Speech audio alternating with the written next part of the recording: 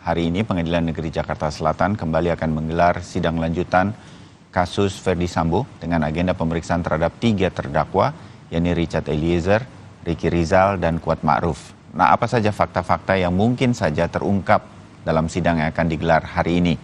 Apakah saksi-saksi yang selama ini dihadirkan dan yang akan dihadirkan hari ini menguntungkan atau tidak menguntungkan bagi para terdakwa? Kami hadirkan perbincangannya, ada sejumlah narasumber yang hadir melalui daring. Pengacara atau kuasa hukum Richard Eliezer, Roni Talapesi, sudah bergabung, serta kuasa hukum Ricky Rizal, Erman Umar, juga bergabung melalui Zoom atau secara daring. Selamat pagi, Bung Roni dan juga Bang Erman. Salam sehat untuk kita semua. Selamat pagi. Ya, saya ke Bung Roni dulu. Harapannya kan bisa dipisah nih Richard Eliezer dari pemeriksaan dengan 3 terdakwa yang lain. Tampaknya belum dikabulkan permintaan Anda. Bung Roni, tanggapannya? Iya Mas Bayu, dari persidangan ketika digabungkan, kami sudah 2 kali bermohon ya untuk agar dipisahkan, mengingat bahwa klien kami, Baradae atau Richard Eliezer ini adalah justice collaborator yang dilindungi oleh Undang-Undang Perlindungan Saksi dan Korban, yang mendapatkan haknya dia terkait dengan pemisahan dari tingkat penyidikan sampai penuntutan sampai di persidangan. Tapi sekali lagi dalam proses ini kami sudah bermohon, tapi kami menghargai atas keputusan majelis hakim dan kami akan mengikuti proses hukum ini karena ini merupakan sikap dari Richard Eliezer atau Baradae, sikap kooperatifnya ya. Sejak dari awal sudah menyampaikan bahwa dia minta maaf, dia siap untuk bertanggung jawab apapun keputusan dari majelis hakim. Richard Eliezer ini siap. Nah, sikap gentle, sikap kesatria ini yang kami dari tim penasihat hukum melihat bahwa ini adalah sikap yang baik, tentunya kooperatif, menghargai persidangan, menghargai majelis hakim.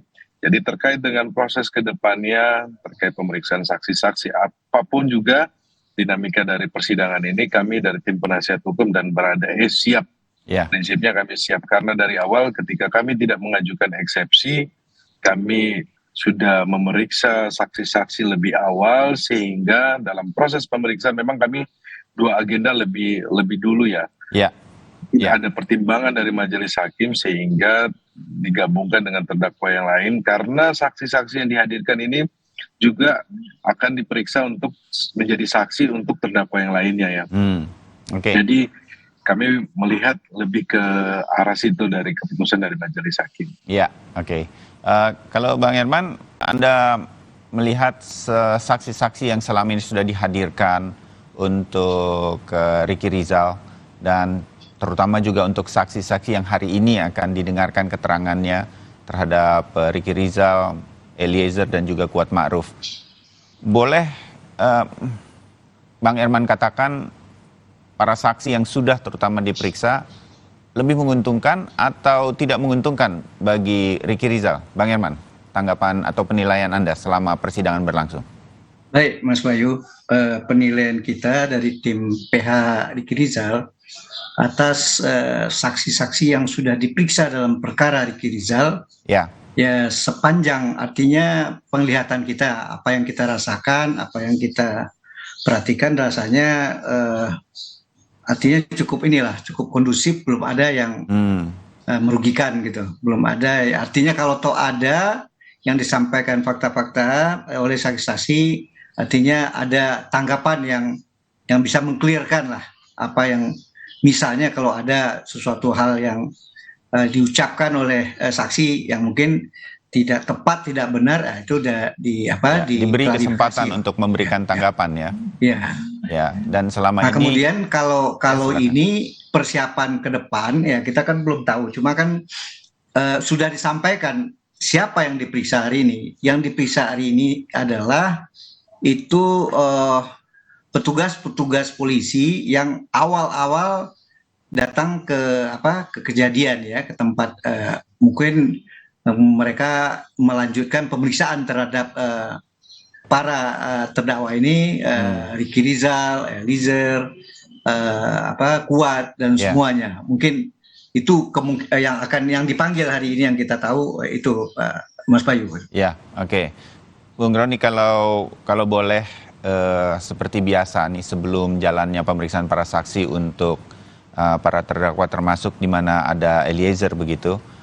Dari saksi-saksi, Bung Roni bisa sampaikan, mungkin kalaupun tidak semua, ini saksi-saksi yang nanti hari ini akan dihadirkan, ini kebanyakan masih para ajudan, masih anggota polisi juga, atau ada pihak-pihak luar, Bung Roni? Yang kemudian nanti, yang mana yang akan Anda sebagai kuasa hukum dari Eliezer nanti akan perhatikan? Ya Mas Bayu, yang dihadirkan hari ini kan anggota Polri yang dari Polres Jakarta Selatan, kemudian ada anggota Polri yang dari Propam Mabes Polri. Yang akan kami fokuskan terkait dengan alat bukti ya. Ini terkait dengan apa yang sudah disampaikan oleh Baradae terkait dengan peluru. Nah, kalau kita perhatikan bersama-sama dalam proses rekonstruksi ketika klien saya menerima kotak dari saudara FS itu mengisi magasin dari sisa 7 diisi tambah 8 menjadi 15. Kemudian dalam proses penembakan di Duren 3, klien saya ketika menyerahkan pistol kepada salah satu saksi yang akan dihadirkan dari Propam, itu pelurunya sisa 12. Berarti yang keluar dari pistol klien saya itu adalah 3 peluru ya. Jadi sisa 12. Ini akan kita perhatikan karena apa? Ini terkait dengan alat bukti yang lainnya ya. Terkait dengan ahli yang akan dihadirkan dari forensik, kemudian dari balistik. Karena ini supaya ada pencocokan alat bukti satu dengan alat bukti yang lainnya ya. Kalau bahasa hukumnya persesuaian alat bukti ya. Sesuai dengan pasal 185 KUHP. Nah, fokus kami adalah untuk terkait dengan alat bukti yang ada di TKP tanggal 8. Agar kenapa? Supaya ini tidak bias. Ini kan terkait dengan pembunuhan berencana. Klien saya memang fokus bahwa dia melakukan penembakan. Dia sudah mengakui ya. Dia sudah mengakui, tetapi kepentingan kami adalah menjelaskan bahwa klien kami ini sebagai alat, dia di bawah perintah. Nanti detailnya itu nanti kita akan jabarkan ketika pemeriksaan saksi Ade Charles, saksi yang meringankan yang nanti kita akan hadirkan terkait dengan nanti ahli yang akan kita hadirkan. Ini kita akan mengkerucut terhadap pembelaan kepada Baradae atau Richard Eliezer. Karena persidangan hari ini cukup penting karena apa? Tanggal 8 ini saksi-saksi yang dihadirkan ini sempat berinteraksi dengan klien saya. Ya. Dengan Baradae atau Richard Eliezer. Nah, ini sebelumnya kan kalau rekan-rekan Kompas memperhatikan sempat ada pemeriksaan di obstruction justice atas nama saudara Irfan ya. Ini kan saksi yang dihadirkan ini itu sempat bersaksi di saudara Irfan.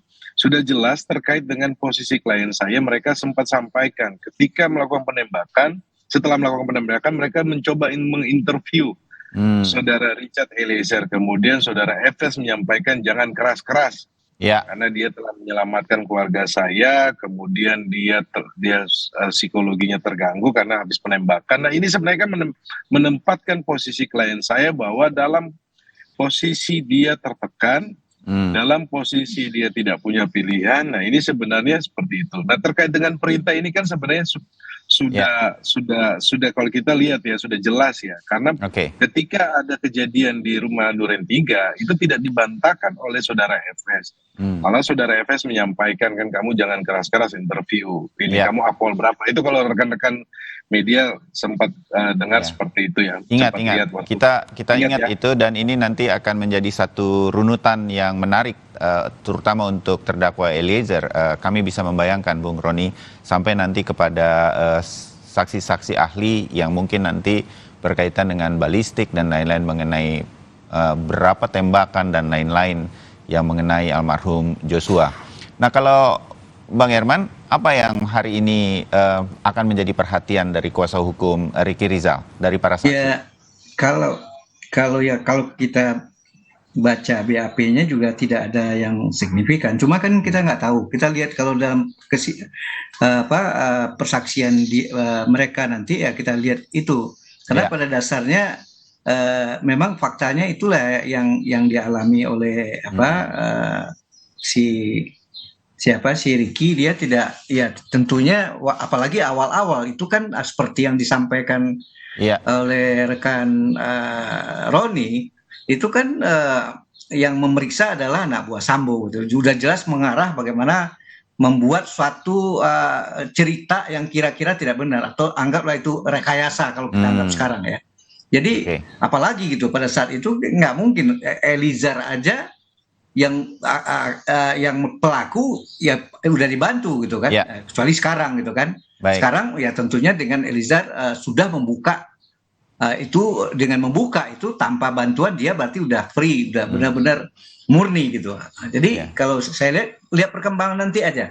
Yang jelas kalau dia menyampaikan sesuatu yang tidak benar pasti kita tangkis, pasti si Ricky pasti tangkis Pak. Oke. Baik, Bang Herman, Bung Roni, kita akan sambung perbincangan ini berkaitan dengan jalannya sidang lanjutan hari ini di Breaking News Kompas TV beberapa saat ke depan. Terima kasih untuk perkembangan atau apa yang akan terjadi nanti di sidang. Kami masih akan kembali untuk Anda di kesempatan yang lain. Terima kasih untuk diskusi pendek hari ini, untuk dialog Sapa Indonesia Pagi. Dan saudara, kami masih akan lanjutkan Sapa Indonesia Pagi. Tetap bersama kami.